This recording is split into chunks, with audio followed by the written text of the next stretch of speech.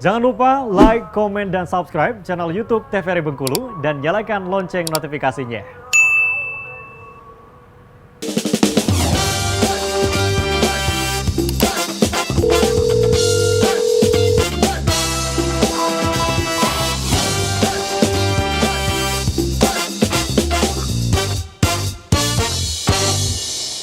Sahabat sehat, terima kasih Anda masih bersama kami dalam Dokter Kito bersama Kita Sehat. Dengan tema kita kali ini membahas mengenai mastitis. Tadi sudah dijelaskan beberapa oleh Dokter Wenti, tapi sebelum kita lanjut ke Dokter Wenti, Julia mau nanya ke Dokter Bella dulu. Tadi kan ada tuh salah satu dari faktor resikonya ibu yang sakit, bayi yang sakit, kemudian kelelahan. Itu kenapa sih menjadi faktor risiko terjadinya peradangan mastitis ini? Ya, jadi pada ibu-ibu yang dia kelelahan, stres, terus ibunya punya emosional yang naik turun gitu ya, itu kan juga mempengaruhi dari produksi ASI-nya sendiri ya. Jadi produksi ASI itu juga dipengaruhin sama hormonalnya si ibu gitu. Jadi makanya untuk ibu-ibu yang menyusui itu kalau bisa emang harus ibunya bahagia supaya anaknya pun bahagia, karena emang ada hormon untuk pengatur pengeluaran ASI gitu. Jadi makanya ibunya jangan sampai kelelahan, jangan sampai emosional, supaya tetap keseimbangan hormonalnya itu. Baik, terima kasih Dokter Bella. Nah, sebelum Dokter Wenti lanjut lagi ke Salintia, Julia mau tanya, itu kan kalau misalnya ibu yang sedang menyusui itu stres, itu bisa jadi ada juga yang bilang itu nggak keluar ASI-nya malah justru. Nah, itu bisa ada mastitisnya nggak di dalam payudaranya? Jadi kalau misalnya yang belum pernah keluar ASI sama sekali, mungkin tidak akan terjadi mastitis. Tapi tidak pernah sih ada ibu yang tidak pernah mengeluarkan ASI sama sekali ya. Jelas kalau misalnya dia stres, pengeluar ASI-nya ada tapi tidak dikeluarkan mau sedikit apapun, itu bisa terjadi penyumbatan kalau lama dibiarkan. Tapi berarti kalau terjadi mastitis ini berarti penyumbatan. Berarti produksi ASI-nya terhenti di situ berarti, Dok ya, atau gimana? Oh, produksi ASI-nya terus memproduksi. Karena dia terus memproduksi itu jadinya kayak balon, jadi bengkak. Dia kapasitasnya penuh, overload, tapi tidak dikeluarkan artinya.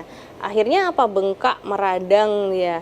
Nah, itulah yang harus segera direlaksasi atau segera ditangani. Dikeluarin ya, Ya, dikeluarin. Baik, kita lanjut lagi Dokter Wenti, silakan.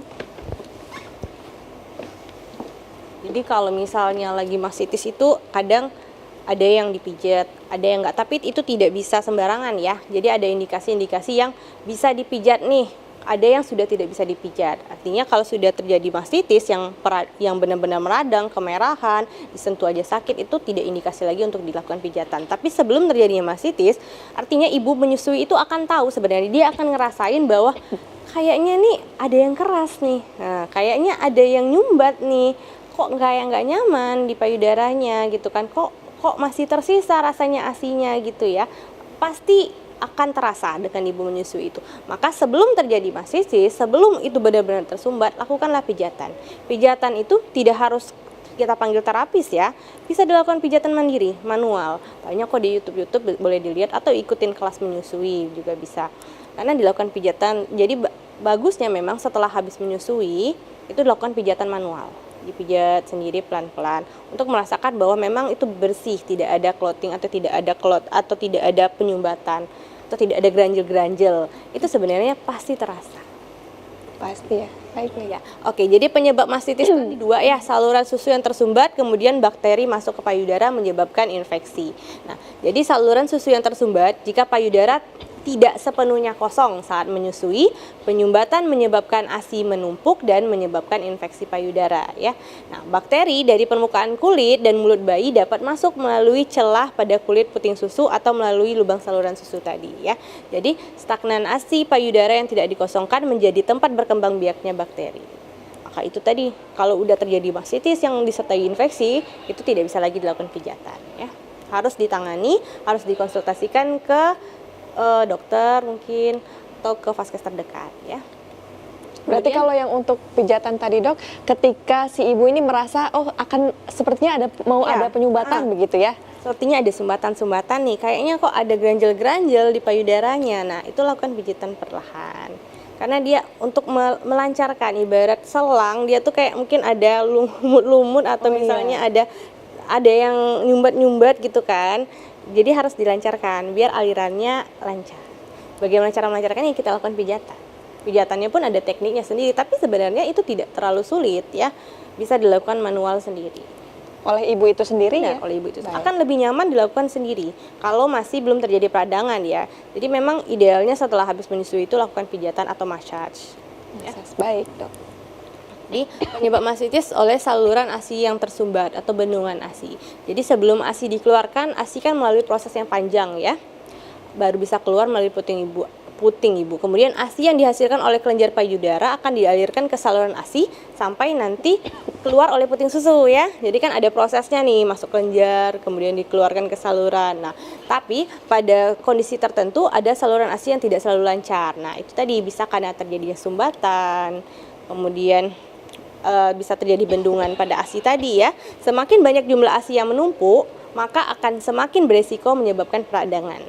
Dan kemungkinan karena penumpukan ASI memicu timbulnya tekanan secara tidak langsung ya, akan menyebabkan nyeri, kemudian menyumbat ke saluran yang lain. Oh, jadi ke saluran yang lain Juga bisa, karena ada tekanan tadi. Kan dia terus memproduksi kan, dia kan mengalir ibarat kayak keran kan, dia yang Iya. mengisi semua kolomnya gitu kan, mengisi semua alurnya gitu, kayak sungai. aliran begitu Iya, ya? benar ya, mengisi. Nah, ketika tekanannya kencang, tidak bisa dikeluarkan, dia akhirnya terjadi bendungan di sana, menyumbat. Baik. Adanya sumbatan pada saluran susu sebenarnya tidak terjadi begitu saja. Faktor isapan bayi tadi ya, perlekatan yang kurang tepat, perlekatan yang tidak tepat tadi juga bisa jadi faktor resiko ya. Akhirnya payudaranya tidak kosong sempurna. Kemudian terbiasa menyusui dengan satu payudara saja juga bisa mengakibatkan saluran susu tersumbat. Jadi memang harus balance sih, kiri kanan ya. Harus dua-duanya dikosongkan. Tujuan mengosongkan adalah agar ketika produksi selanjutnya, maka dia akan lancar, tidak ada sumbatan-sumbatan atau tidak ada bendungan-bendungan. Baik. Oke, karena produksi air susu yang terus dilakukan oleh kelenjar susu tidak keluar dari dalam payudara karena tidak dihisap oleh bayi, bisa jadi ya. Kemudian atau ASI akan menumpuk pada salah satu payudara dan kemudian menyumbat alirannya. Selain itu, sumbatan juga bisa terjadi karena payudara tidak sepenuhnya kosong saat menyusui. Ketika dipompa pun harus benar-benar plong ya. Ibu itu punya alarmnya sendiri, dia tahu loh ini kayaknya kosong nih, udah nih, atau ini masih ada nih gitu. Itu terasa. Bisa dirasa sendiri ya, Dok ya? Bisa dirasa sendiri.